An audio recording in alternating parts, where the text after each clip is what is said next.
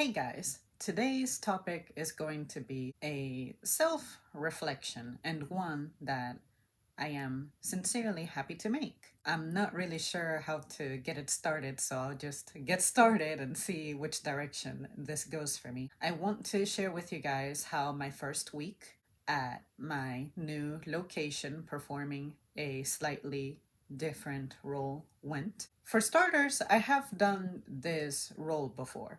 I was the first generation of people who performed this job whenever it was incorporated. It's basically, those programs where you can order things online and you can have people come to the store and pick those up, or you can assist the delivery people to get it done. That's pretty much the job that I'm performing. I gotta say, when this role first began, as with anything that's ever new, you don't really want to consume something the first time it's being introduced because there's going to be so much chaos. There's going to be questions that nobody will know the answers to, and finding the person who has the answer may become a job itself. And in some occasions, you get the answer, but next thing you know, within hours, it changes. I am the kind of person who I like to be part of something getting started if I am on the drawing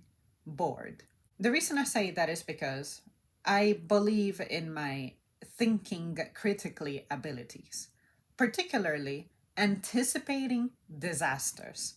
And that is something that I can tell you I learned from my mom, because my mom was one of those people, you could say, always over prepared for things. Anytime we would travel, everybody would have their own little travel bag, even if we were going like 30 miles away. She always wanted to bring things with her because emergencies happen. As an adult, I think about that myself. In my vehicle, I have a bag ready in case I gotta crash somewhere. And when it comes to my job, I like to think about situations like that whenever we're thinking about an event that falls out of the routine. I will always be that person asking, and the way that I configure my question is, do you have a plan for when blah blah blah? And sometimes my managers be like, that doesn't have to happen, or don't say that, or it's not going to be like that, blah blah blah. And I'm like, but if it happened or if it did, what would you do? And once you become a veteran, pretty seasoned at your job, it's like you have a connection to your role. You get a weird gut feeling. It's like a burn, like a stab, a poke feeling. I don't know how to describe it, but I see something, I think about it, and it's like I hear whispers in the environment. And that's why I ask the questions that I ask. And I'm very proud of that. I'm proud that I possess that ability, that skill. I especially enjoy observing others taking action based off what we believe could happen.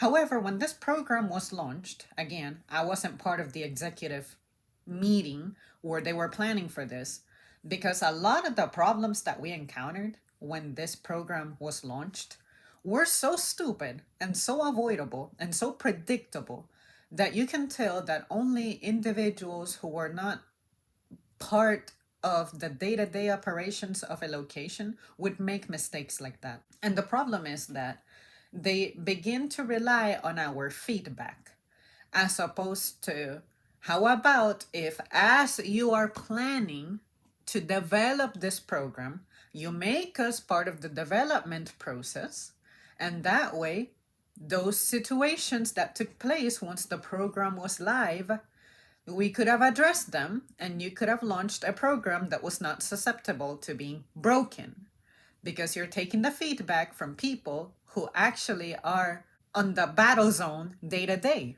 So at some point, I feel like that was a good wake up call for some folks to attempt to incorporate us more. And the reason I say that is because in recent years, I have observed the difference, the effort that our management has put into getting our feedback and making us part of the decision making process.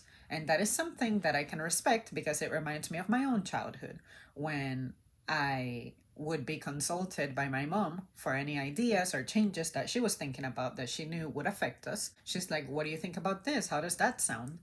And I liked to be respected. Whether my opinion is good or shitty or neutral or whatever it is, I was asked. It may also remind you of those surveys that say 50% of Americans approve of this or that. And I'm like, I wasn't included in that 50%. I wasn't asked about my opinion on, let it be politics, let it be how I feel about the economy, which is essentially politics. That's all politics is, the economy. How I feel about the way our tax money is used, how I feel about the courses of study in the education system. Nobody has asked me shit.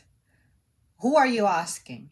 How often? Where are they from? Like, are they situated countrywide, or are they from Silicon Valley? Are they from all ranges in socioeconomic status? Things like that. So, anyway, with this transition, one of the main goals I had sincerely is to go to a place to essentially start from rock bottom again and build myself back up. It's not possible for me to be starting from rock bottom, of course, because I do have experience with the company. I do understand the policies. I have a worker's experience. Those situations I encountered in the past forced me into the person I am today. Let it be resolving conflicts among employees, conflicts with customers, all of that experience. I have it. So it's not possible for me to say rock bottom, but in a new location where nobody knows me, nobody trusts me, nobody knows who or what I am, what kind of impression am I going to leave? And what is it like to start all over, but with the resources I obtained in my trajectory? That's pretty much what motivated me the most, what inspired me the most. And you guys, it is incredible how much of a difference a slightly different culture can make. Because let me tell you, this location I'm at now, it resembles so much the retro times, the vintage times, you could say. When I was hired, I remember what my location felt like. I remembered how people behaved, how people sounded, how they worked, how they acted. It seemed like everybody was there for each other. It was a tight knit community. There was respect among each other, respect for the job. And I just don't remember people having so much, you could say, saltiness, resentment about some things. And whatever I was picking up on at the time, it was a new chapter was beginning. When I was hired, there was a wave of people leaving my location, and it was described to me by a veteran. They said, "Oh, around the time that you were hired, that's when we lost this little group, another." So your group essentially began during that time, a new era, a new dawn, you could say. And it makes sense. When I think back to those days, I'm like, okay, the way that we were trained, it seemed to be an attempt at maintaining the flow of things, which I can appreciate. You want to keep doing something that has proven to work. Why not be a part of that? However, at some point, yet another wave of people left, and also some changes came from the company that a lot of people were not happy with. And I will never forget one manager we had who said, "We're not going to try to prove that this doesn't work. We're going to do this way, and we're going to make it work." And hearing that, it was particularly impactful to the point that I can remember it like 8 years later. But the point of that is change is inevitable. You have to change, you have to make some changes. And I can understand how we like to make changes that will be inclined toward what it seems like customers want. But you also have to be careful about what those changes look like, because it could alter some perceptions. And I can tell you that a business can only be successful if it is perceived to at least be doing some good. But if it feels like there's more bad happening than good, people may still consume things, but they may have reservations, they may have second opinions. And at some point, that, you could say, guilt in the back of the mind may be reinforced by other things until people choose to part ways with you. And I don't think that all goodbyes are bad, but if you have a goodbye, that also feels like a burned bridge, I think that's bad. And I can tell you that experiencing this new location, I am grateful that socially it is a perfect fit for me. I have not encountered a single employee who is outwardly miserable. If they're miserable, I haven't seen it, I haven't picked up on it, I haven't experienced them projecting it onto me, and I pretty much have to interact with everybody, almost everybody at this point. And I can tell you that I don't pick up on that heaviness in that air. You ever go to a place where you know that there's tension and you can just feel it in the air, it crushes you? That's how I felt at my old location. And I sincerely am very grateful for my old location. I have great memories there. I owe a lot of my development to that place. But I gotta say, I did experience some things, especially for some years, that I don't think anybody deserved. I definitely did not deserve that. And they were things that were wrong. What it taught me was how to persevere during times like that. And it also showed me what my areas of opportunities are as a person. It taught me that I have to learn to respect myself. Also, how to defend myself as well, because I always felt like I didn't have a right to point out the things that were wrong, the things that were bad. And it got to the point where, even though those times were behind us, I still carried those ghosts with me. Say, I would step into an office and have a flashback of a nasty time I experienced there. Or I would perform a job that I can do it perfectly fine now. My relationship with it is I am a master of this task now. Therefore, if somebody tried to give me issues, I know how to clap back. Or I am the one who gets asked questions now because of my expertise. Whereas in the past, I was developing myself. Therefore, you could say that my position was strictly subordinate. And it is cool now that although my position is still an entry level position, my influence is that of a manager's, even if I've never had the position of a manager. And I think the reason I feel that way is because not only do I take things seriously and care, but it's also got to do with the way I project myself. When I am going to speak, when I'm going to say something, I like for it to be with substance, with evidence backing it up. And I like to make the distinction between what is my opinion and what is officially company policy. Whereas sometimes I have experienced training and coaching where if it feels like something is off about what you're hearing, more than likely is because someone is trying to impose onto you their values and opinions, as opposed to, hey, this is actually official protocol that we're supposed to follow. And I am a person who I like to use the book as a guide now, as opposed to being very by the book. I used to be strictly by the book. From the moment I was hired, I thought that's how I was going to operate. That's why I always said, hey, what I learn first, what I'm taught first, that's what I remember forever. But I experienced a style of management that was very positively influential for me because it helped me with the areas where I had conflict.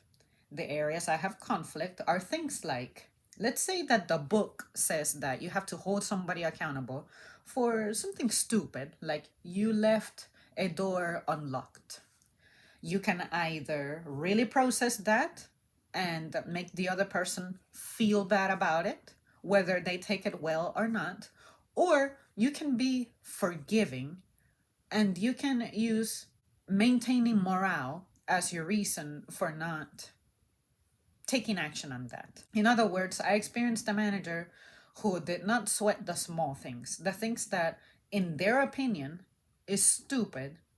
They decided to treat it like the stupid matter it is and be like, hey, I'm gonna have the conversation with the person, but on an administrative level, I'm not going to take action. I'm not going to write you up for that. I'm not going to give you points for that. It's, hey, just so you know, uh, don't make this a habit. Don't make this mistake happen often.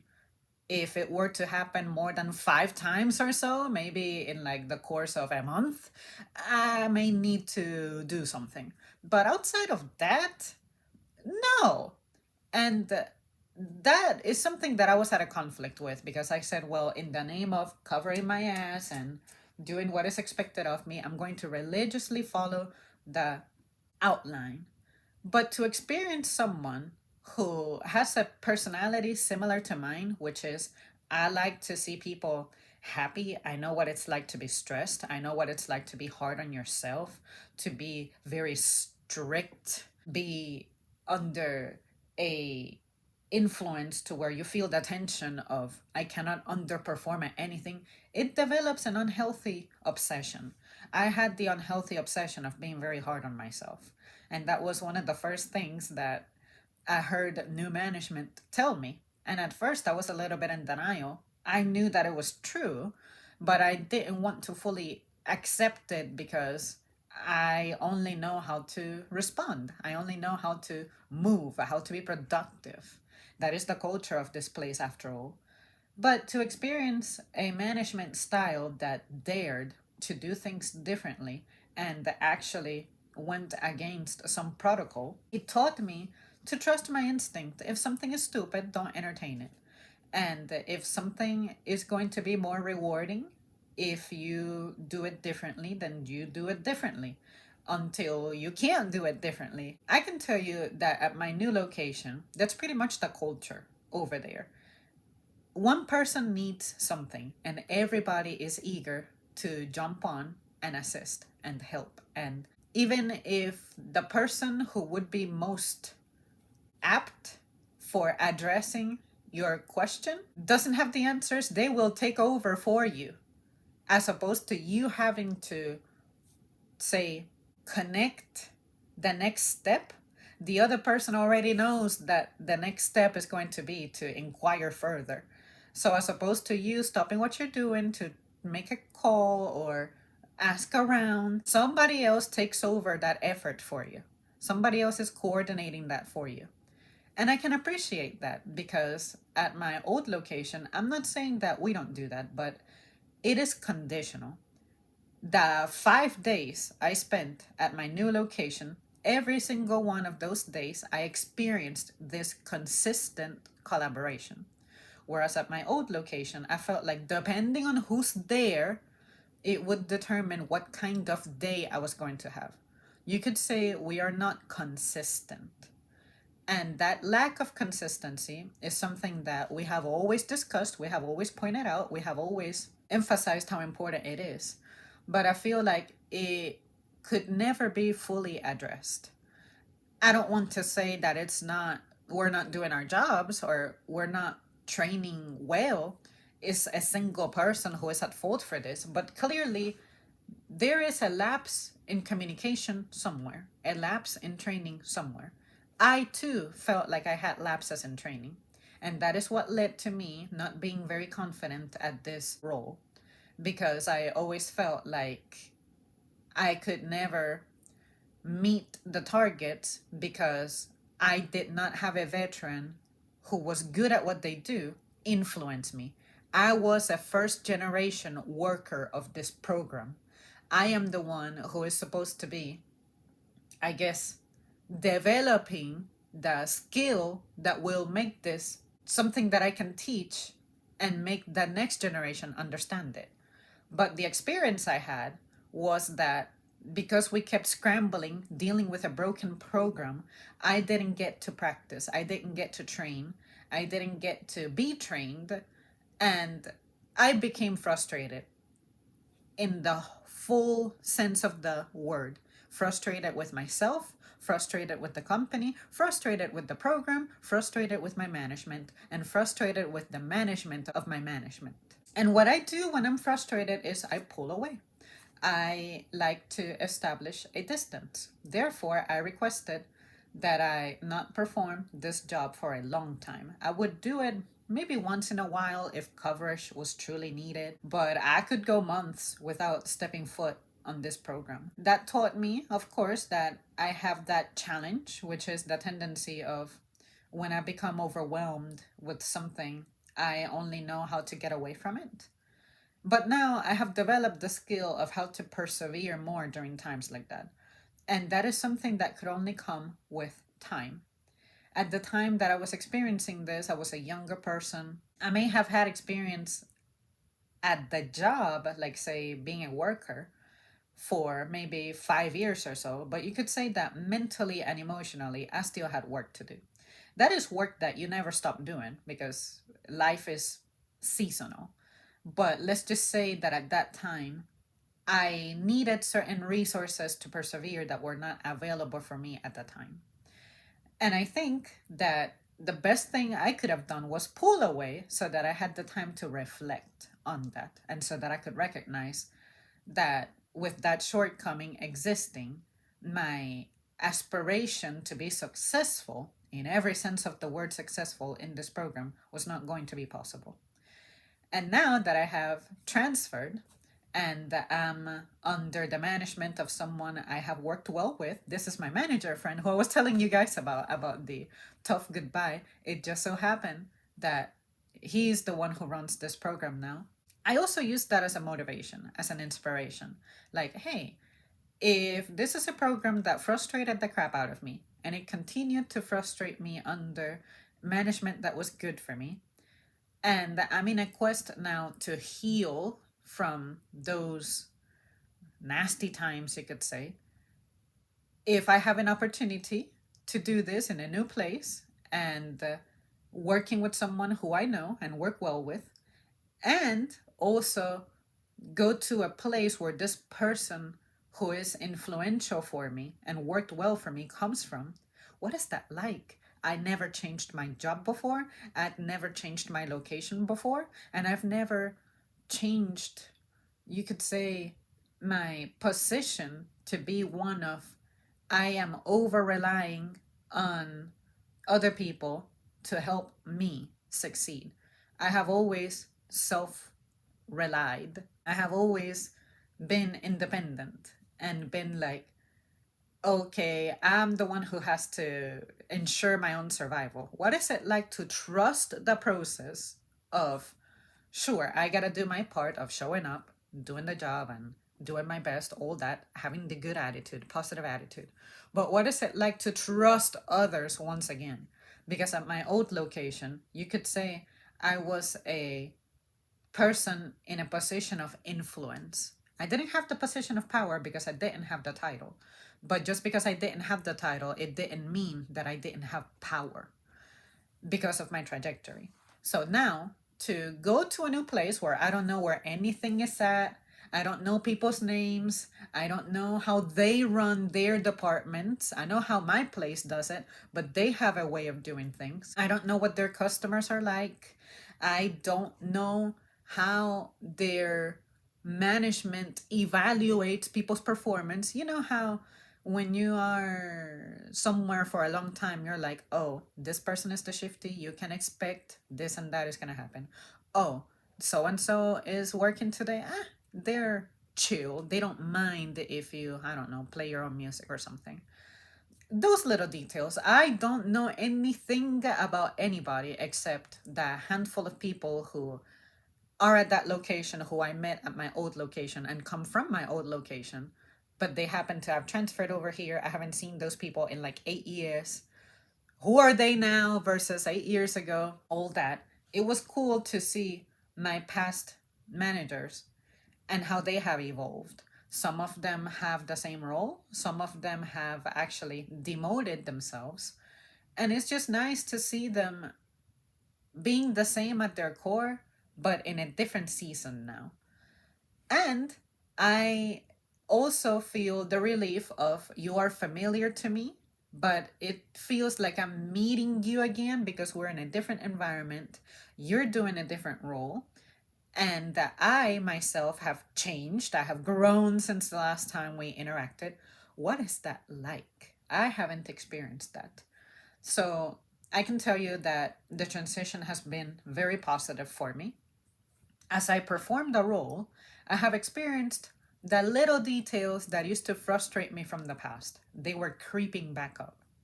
And my manager picked up on that because he asked me, I feel like there is something going on that you're not telling me. I forget how he said it, but he asked me, how's everything going? And I was like,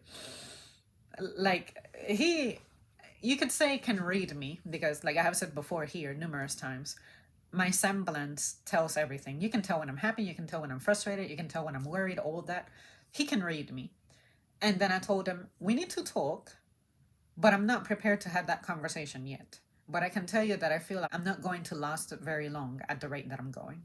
And then he was like, what was the problem? Is it here? Is it the job? Is it somebody? This and that. And I'm like, you're asking the right questions. And I promise that we'll go over it, but I'm not ready for it. I started feeling that way after day 2. And when I'm going to have a conversation like that, I like to prepare. And sometimes I need days to process it because I need to make more observations, gather more experience, more evidence, more data for me to be able to communicate my need or my frustration effectively. As opposed to, I'm going to give you a little piece of it today and a little piece of it tomorrow. Today I'll just mention this random thing but not give you any detail or whatever. And sometimes I need the processing time so that I can also clean up the queue. Like, there are some things that are honestly just trash data that you can discard and it won't make a difference. I like to give you a polished feedback. Something about him asking me and asking those questions, I think it expedited my processing in my brain to where after 5 minutes, I told them, you know what? Okay, I think I'm ready now. I thought I needed another day or something, but nah.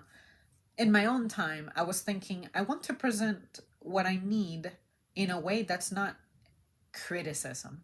I want it to be, hey, I need help. I don't know how to ask for the help, but I think I know what could help.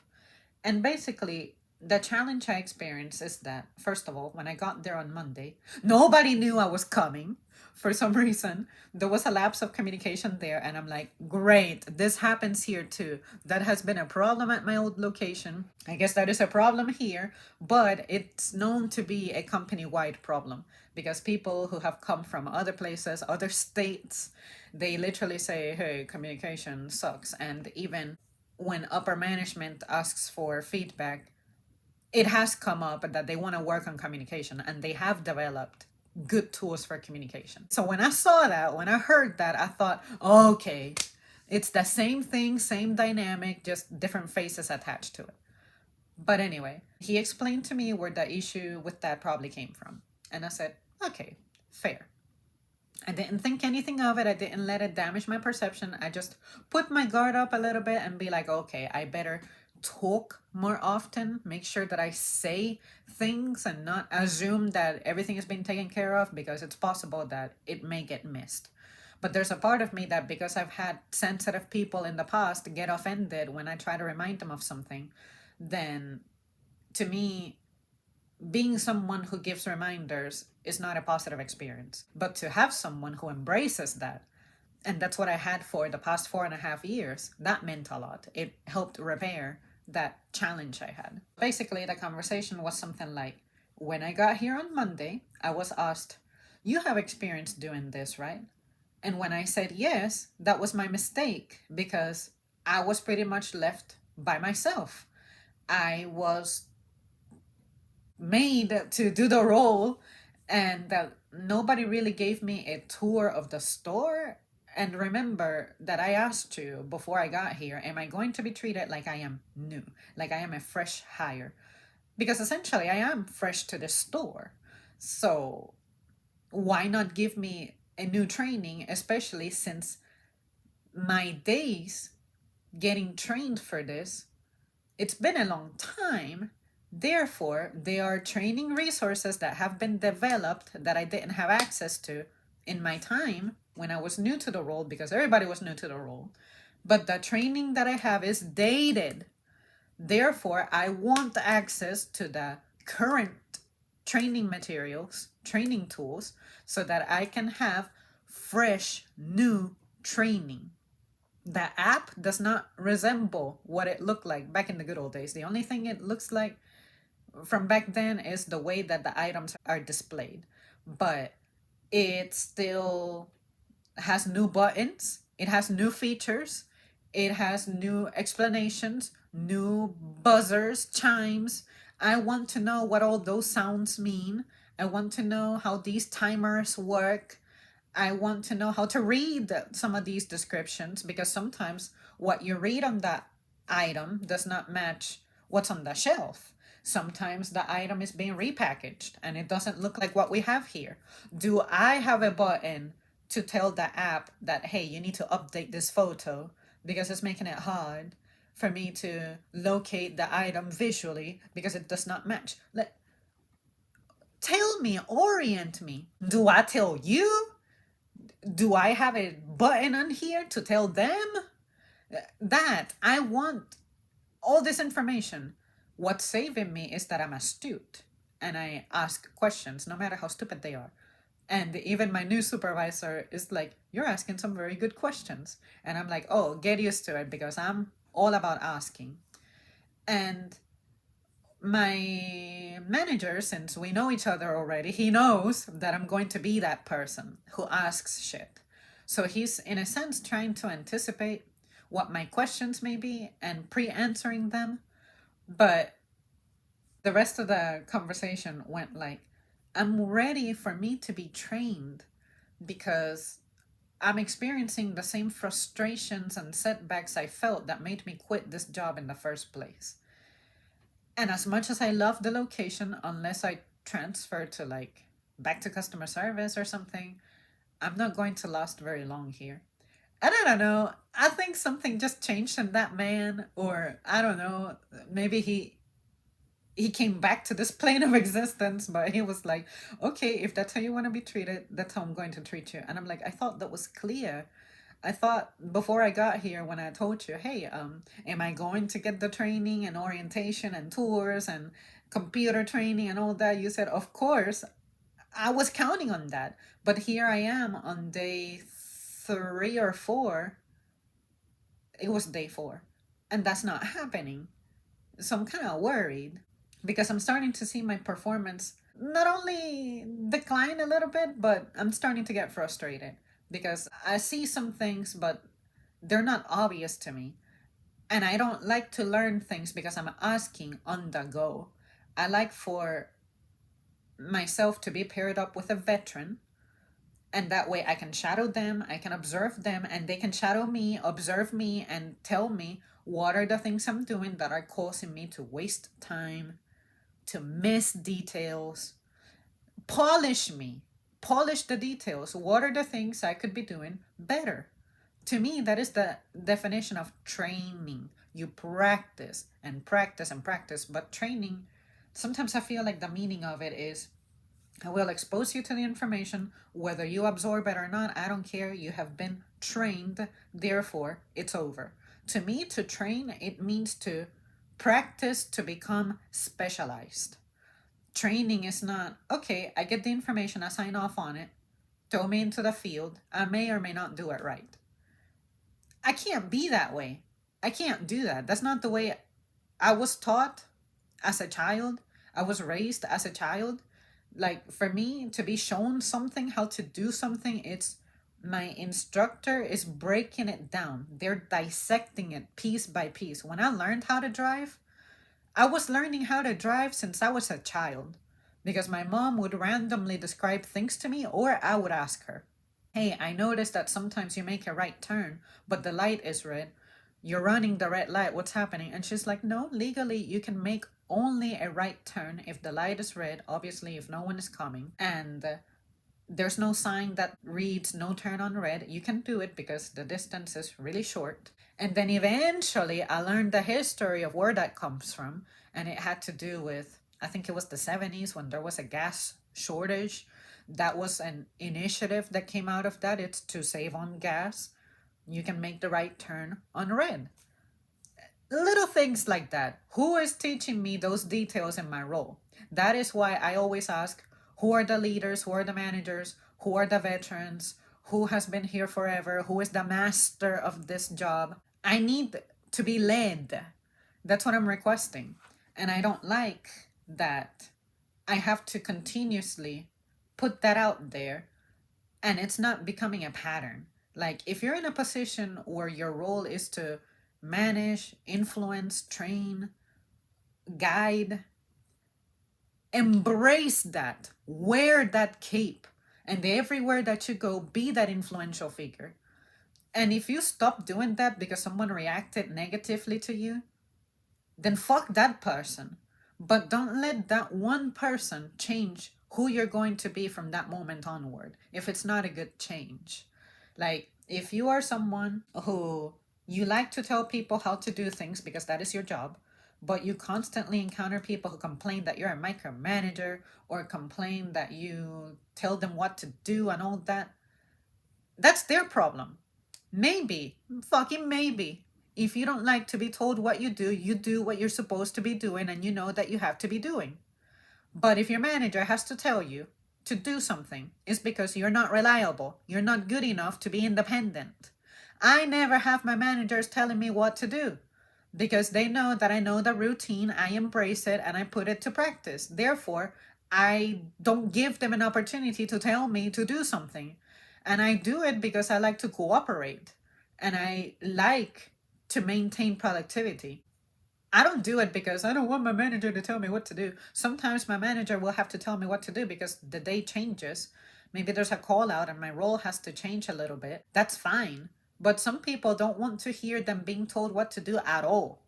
I don't know if that's a social media attitude or a relationships attitude. Like at my home, I'm the manager, I'm grown up, I pay my own bills, nobody can tell me what to do. Y'all need to be led. Some of you people who say that you don't like people to tell you what to do, y'all are a mess and you need to be led. You need someone to take charge and lead you in the right direction, but you reject that. That is a mess. I don't have that problem. My problem is I like to follow too much. I like to be led too much because I like to become a master at something before I feel like taking charge as the person doing the leading. That's why when it comes to customer service, you put me there, I will run the show for you. You can take time off if you want to. I do that now because I went through the process, I went through the storms. I gathered the experience I needed to specialize in that craft. That's why I needed to pull myself away from that because I felt like I was plateauing. My period of growth is over. So now I transferred and I also transferred into a role that I was never good at because I need to re experience that feeling of being led again. And you know what's best? It also keeps my attitude at bay. Because, say, in customer service, it's not that it's hard for you to coach me or give me ideas and stuff. I'll always be open to that stuff. But again, because I have so much experience under my belt, nothing faces me, nothing shocks me, nothing challenges me. I'm rotting there. Therefore, in this role, I have to start asking questions. I have to start observing again. I have to observe others, learn from others, adopt others' techniques and style. At customer service, I was the one being observed, imitated, and the point person. I let go of that. I relinquished that. So when I went into this role and I experienced that I was not getting that, I started to feel that frustration. I started feeling abandoned.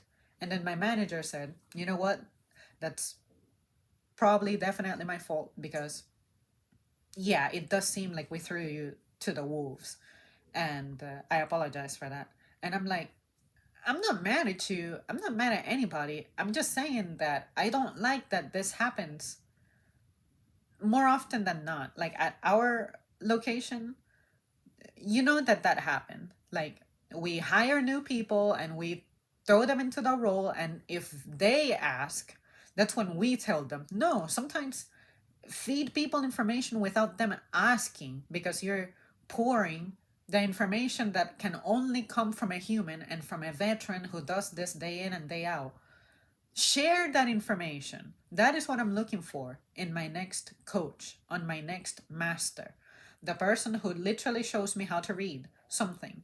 that information that I can dismiss because it's just noise, or the person who teaches me how to react to things. That's what I'm looking for. I'm looking to have details polished for me. So, anyway, so once I described it like that, my manager was like, okay, here's what we're gonna do. So, he handed me his profile and he was like, you're going to watch this and you're going to watch me do it, and I'm going to talk you through everything. And if there's something that you want to know about that I'm not mentioning, just mention it. And it happened. I learned how to read the shelves essentially because I'm like, I noticed these numbers, I'm noticing these codes, I know they mean something, and I pick up on it on accident, but how is it structured? I know there's an order and an explanation for this, but I don't get it. It's like, okay, when you see that number posted, you look at your device. If your device matches that number, that means you're at the proper location. Imagine this as a map, but it's not a map drawn in with pictures of shelves, the picture of the building, the picture of doors, everything. This is an address. The address that's in here is the address that's gonna match what you see on the shelf. And I'm like, okay, well, sometimes that doesn't match. If it doesn't match, or if it's not provided at all, because some items are seasonal, therefore they don't bother putting them on the, I think it's called the planogram or something, then what do I do? And what do I do if there's no one readily available? And then he gave me suggestions. Something like, in a situation like that, save it for later. It's not ideal because you may need to backstep. And if you backtrack, you're wasting a little bit of time. But the worst you can do is ask somebody to hunt it down for you and bring it to you, something like that. And I said, okay, I considered that and I have thought about doing that. But in the past, because remember, I have a history, I ran into this problem where someone reacted to it like this. If someone does that to me, besides telling you, what do I do? And they're like, well, just remind them that you are a customer shopping on a customer's behalf. Just remind them that you're essentially a customer representing a real customer, and if they wouldn't treat our real customer like that, then they shouldn't treat you like that. And I said, okay, you're empowering me. So be prepared for when these issues start coming and you have the background knowledge of where my attitude came from. Those little details, again, only a veteran can polish you like that, because the computer is not going to train you like this. The handbook is not going to train you like this, because we are people. People are dynamic. People have attitude problems, energy problems, work ethic problems. So as you run into those, someone has to orient you on that and empower you on how to pull through that time. And like I said, that's not what I was getting. And I know how to do that at customer service. Ooh, at customer service, I am your mama and your daddy too, if you let me. But in this area, I'm a kid. I'm basically in my transition period between being a kid and a teenager, because I'm not a kid to the role, but I feel like a teen because there's some stuff that I was rebelling. I quit from this. Remember, I want to adult mature in this role. Maybe I'll never be as good at it as I was in customer service, but at least I want to be proficient. I want to be reliable, strong. Not a master, but strong, as opposed to intermediate. I cannot stop at an intermediate level. I'm either committed to being a beginner, a novice, and not progressing from there, or I will master something. I'm not going to stay in the middle. Remember, there's no gray area with me. To me, the world is just black or white. Commit to one or the other, but don't be both. Two things existing at the same time? No, no, no, no, no, no, no. That doesn't work with me. So anyway, after that, we hung out for some time. I was shadowing him. He did some shadowing of me as well. And I loved that shit. Like, I felt my growth. I felt my energy going back to being like calm. And I was excited about it again, as opposed to I'm operating under worries. Now I'm operating under I received the information I needed. Now that information, I have to practice with it to grow and then see where I go with it. Like, polish the details.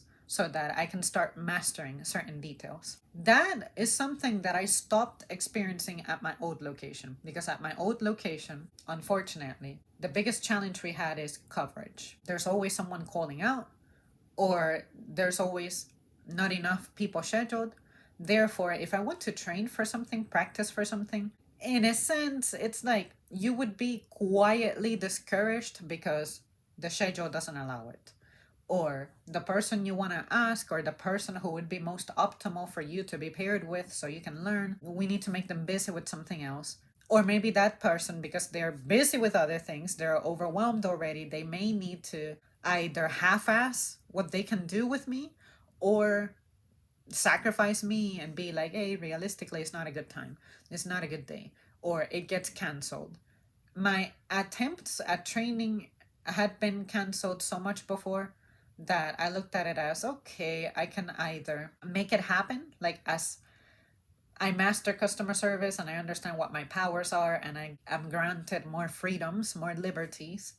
I can take the initiative and try to scout around and learn things that way, which I did a lot of learning like that. But at some point, I don't like that, because I realized that I know a little bit of everything, but I don't master anything. And sometimes the information I receive is fragmented to where I cannot do anything with it, or I cannot do the best that is possible with that information. That is why I transferred. That is why I took on this new role, or rather, I'm trying to reconcile with this failed role for me, because I want to re experience that. This is a setting that has a dedicated group, a dedicated department to do this. At my old location, that really wasn't a thing. It was like the managers continuously inherited that side of the program, but there was never anybody who's fixating their attention and focus on that. Therefore, it's like in my old department, everybody had pieces to the puzzle. Somebody was very good at reading, somebody was very good at giving tours, somebody was very good at orienting, say, the details, polishing the details.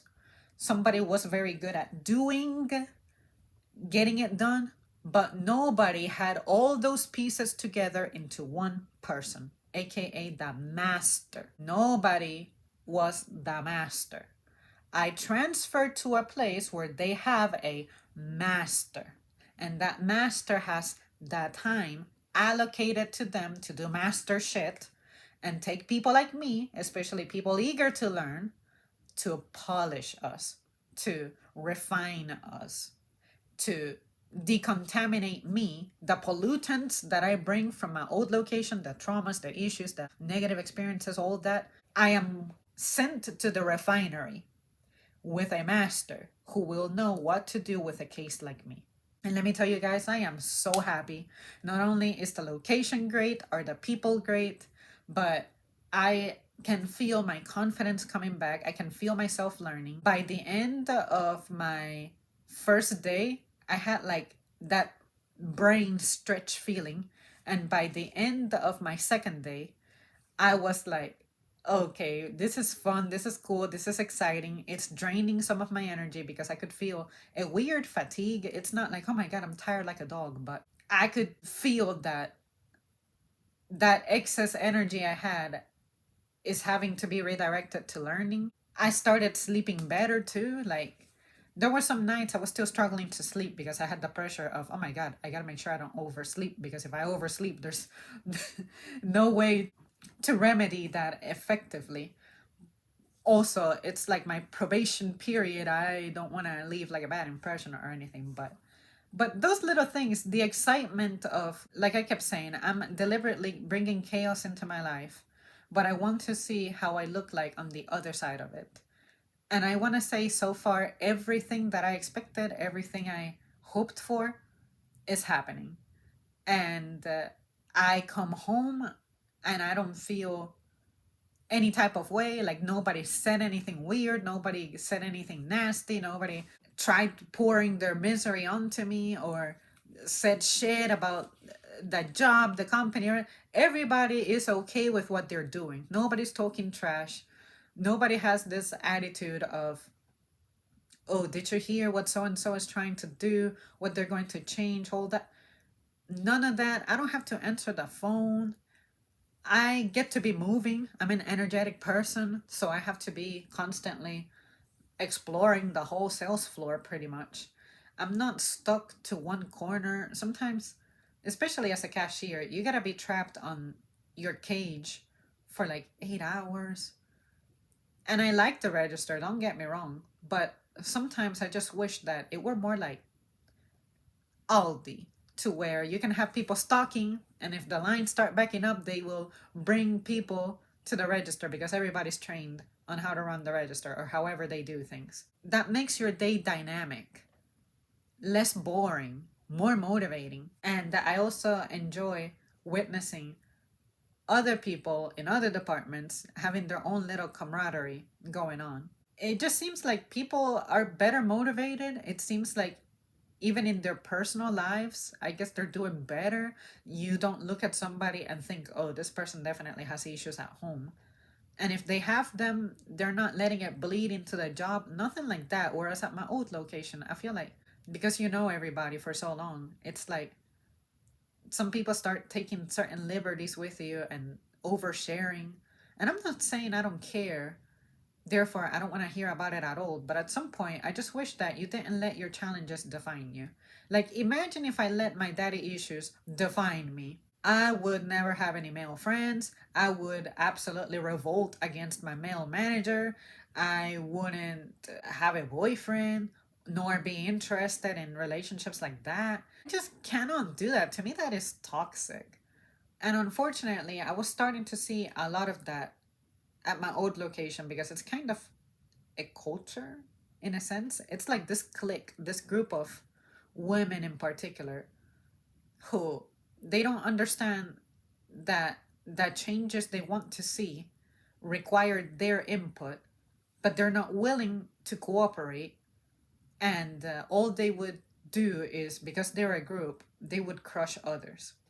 And I drew the line when they started talking about some male colleagues I have who I know them, I know their work ethic, I actually care about their jobs. I asked them, hey, what is your job like? And stuff like that. And they told me. And then I said, oh, okay, I understand this better, this and that. They never did that. But they had the audacity to talk trash about them and say things that I know were not true. That hurt me. Imagine how it hurts them. And I could see the stress on people because you have that constant negative stimulus. And I'm telling you, the moment I left, I decided to leave it all behind. I was starting to delete files off my brain on my last week. In fact, when I got the news that officially I am approved to transfer, that's when I started seeing things differently. I was already processing things like my manager's departure and the incorporation of the future management we're getting in their place and stuff. And I said, okay, I'm again anticipating this is going to happen, this is coming, this and that. All right, I'm good with change, I'm adaptable, whatever. But something about this was different. And I said, I feel an imbalance. Like everybody keeps telling me that they have been telling others, hey, go to Zam because Zam knows everything and she's a great person to talk to ask and all that. And I said, wait a second. It is nice to be told that, to be recognized, right? My abilities, my skills, whatever, because blood, sweat, and tears and commitment helped me achieve that, right? I'm honored. But those same people saying that were veterans themselves. In addition, I didn't like how it felt like I was being made responsible for the development of others. Yet, I don't have the title to do that, and the time that I need to be allocated to me to help someone be refined and polished for their role is not happening. Therefore, I feel like I'm experiencing an imbalance of responsibilities because y'all want me to make these people prepared, but you're not investing in me the way that it's needed for me to get that person to that level. Again, we're disorganized. I don't feel like we had a structured way of doing that. At my new location, I am observing what it's like to have a dedicated squad, a dedicated team. So dedicated that I am starting to pick up on the toxic traits that I absorbed from my old location, that if I were not witnessing this live, I wouldn't realize that I have, that I adopted as defense mechanisms or maybe misery mechanisms, whatever the fuck you want to call them. But I'm like, y'all don't do that? Y'all are actually normal?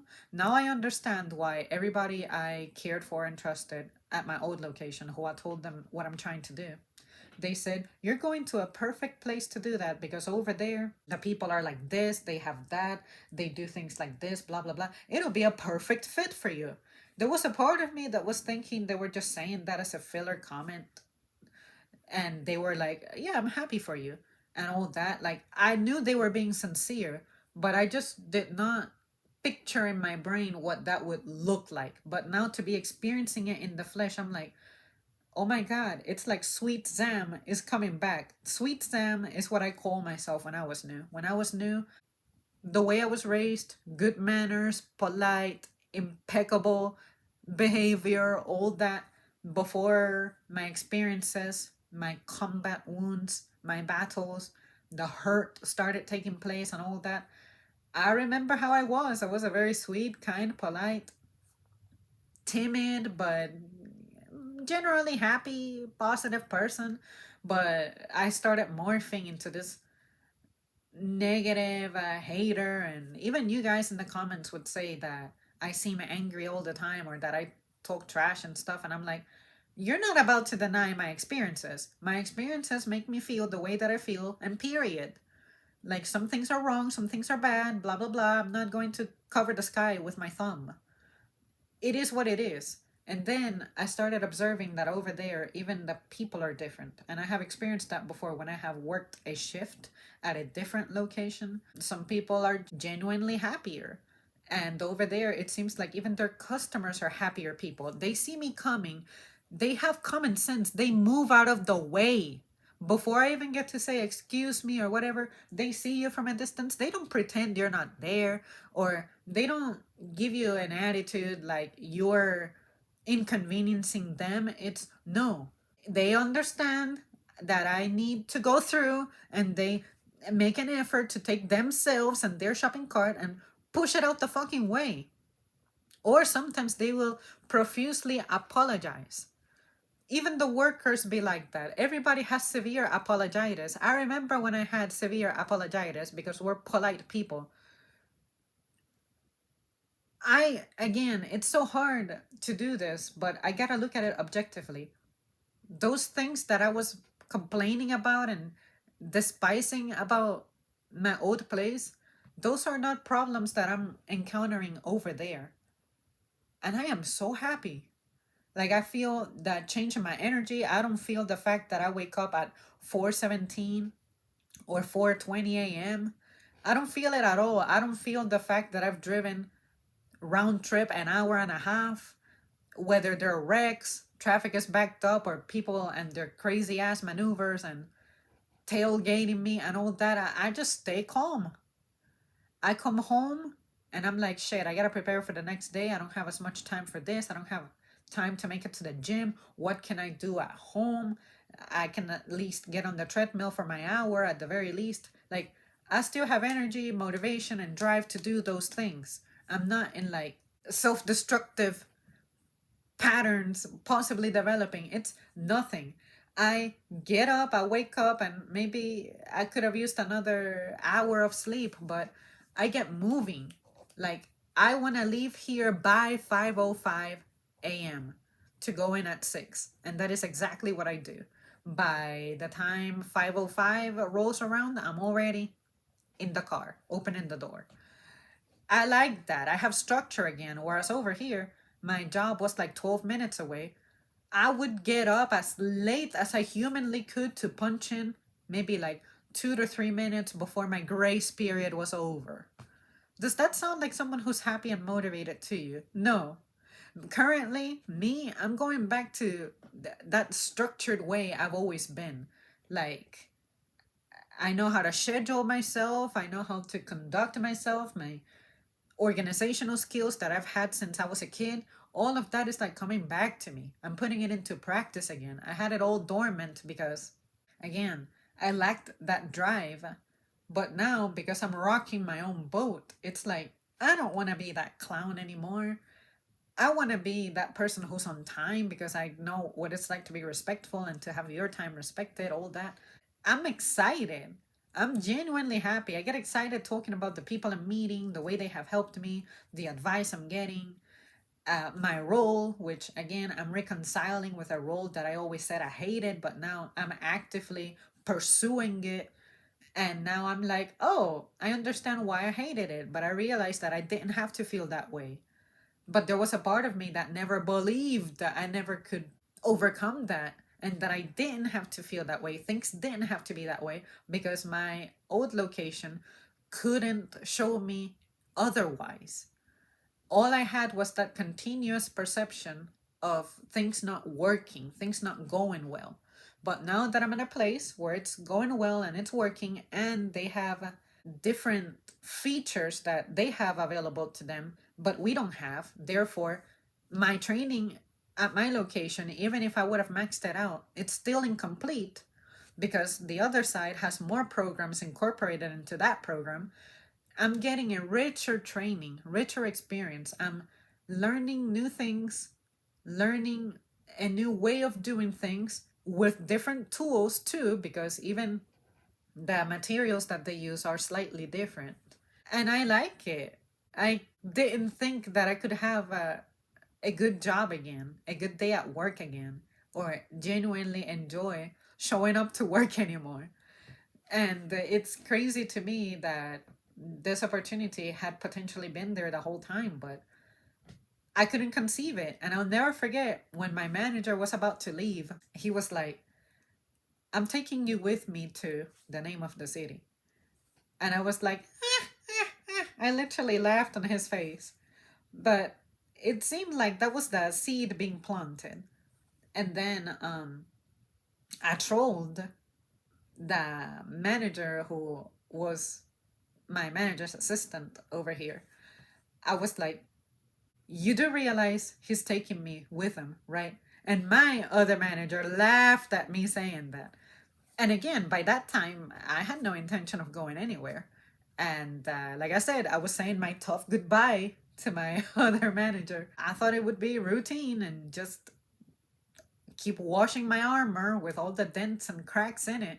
But now I feel like I have been issued a new armor, a rebirth, a new beginning. And if it's possible for me, if I can move to that city, find a good deal out there, find somewhere reasonable and livable, I'm going to move. Because this apartment, it's also giving me issues. I've had to call maintenance 3 times this week over some water backing into that dishwasher. And they are giving me this sorry ass excuse that I'm like, that's not true. This problem has been a thing since the first week I moved into this apartment. And I think I may have mom's text showing me how that happened. So I can pull up the date and you have maintenance records. This apartment has had worse plumbing issues than my old apartment. So I feel like the symptoms are there that I have to leave, I have to move. And I want to, given that everything is going so well for me and stuff. I keep telling people over there, if y'all hear of a place with a good deal, please tell me because I'm gonna do it. I don't know where the money is going to come from because now I have that stupid loan. But if I move out there, who knows? Maybe rent is a couple of dollars cheaper, or maybe I can save that gas money that I'm burning through now. Whatever it is, I'm ready to move. I'm eager to move because this town I'm in, it has like a cloud. Every time I drive back, I kind of feel bummed out that I'm coming back. And sometimes when I go to the road or when I go to the stores and I see people's attitudes, it's like I have too much energy for this place, too much positivity for this place. And I'll never forget when some of you guys in the comments started telling me years ago when I got my new manager that I looked happier. So maybe I can have my same manager who was making me happy in a better location, and now I can actually live in a better city, in a better town. Again, if the opportunity is there, I'm taking it. I'm going to do everything I can to make that happen because now I truly believe in my value now. I always felt like I don't deserve anything better. I deserve all the misery that's happening to me, blah, blah, blah. I had zero self respect. Now that I have been shown something different, somebody enabled that for me, say my manager who always tried to get me to either be a supervisor or just change. And I kept telling him no and no and no. Now it's like, okay, let me go to where he's from and see what that's about. And now it's like, I want more. I'm excited. I can't believe that I worked 5 days this week and that I picked up extra hours voluntarily. Sure, the car alone is motivating me because it's making me shit myself, but I didn't feel it was a burden to do. I was excited to do it. So I hope that this excitement lingers, and if I see symptoms that over there a decline is beginning, I'm going to step up and be like, hey, don't let how my location fell happen to this place. And I have faith that it won't happen. But if it did, I can identify the symptoms and hopefully we can preserve that location and it can continue being the good place it is. And my old location, again, I have respect for it. I love it. I owe a lot of things to it. But at the same time, there are challenges that I feel need to be mitigated that nobody is daring to tackle. And if I tried to do that, I don't think it would be fair that it would be sucking the life out of me. But nobody else believes that it is an issue. Now I live in a place, or work at a place rather, where those issues don't exist. And if they exist, they're under control. And I don't have to dedicate my existence to trying to prove or trying to rectify that. Again, it's not a problem that's happening. It's not broken. Now we gotta keep it that way. Whereas over here, it's broken and nobody seems to care to want to fix it because, again, some people would rather prove that it's broken and leave it broken as opposed to let's change ourselves and maybe figure out how we are causing the problems too. And that's just not gonna happen. The kind of characters that we were facing over there, it crushed people. And it was starting to crush me. And now that I have been liberated from that and I liberated myself too by making the decision, having that interest and challenging myself like this, it's like, okay, I understand now what it's like to make a move to where something works better for you. And now I just want to see what else is there for me to discover, you know? So there you guys have it. That's it for me. Thank you so much for tuning in. Again, I'm happy that this ended up working out for me. Now, the only concern I have is for it to be something that I can continue to pay for, say in the form of gas money, time wise. I'm wasting an hour and a half of my day. How do I make up for that? At least I'm wasting it driving and listening to my music, which are two of my favorite activities. But that has a cost. And especially given that I'm going to be putting crazy amounts of mileage on my car, that cost of maintaining this bitch now, especially as expensive as it is to maintain new cars now, I just hope that I'm not priced out of my better life now.